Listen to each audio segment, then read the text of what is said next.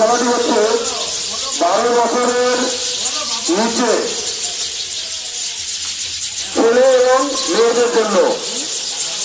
এই খেলাটি হচ্ছে ছেলে এবং মেয়ে যারা নাম দেবেন তাকে দুই বগলের নিচে দুটো বেলুন দেওয়া হবে, এবার দুই হাঁটুর মাঝখানে একটা বেলুন দেওয়া হবে। এই অবস্থায় তাকে নেটে নেটে সামনের দিকে গিয়ে একটি পাত্রের মধ্যে সেই বলটাকে ফেলতে হবে।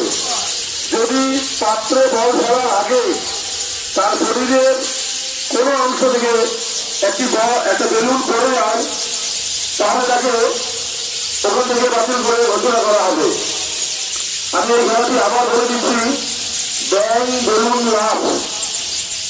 এই খেলাটিতে দুই বগলের নিচে দুটি বেলুন দেওয়া থাকবে এবং দুই পায়ের মাঝখানে একটি বেলুন দেওয়া থাকবে।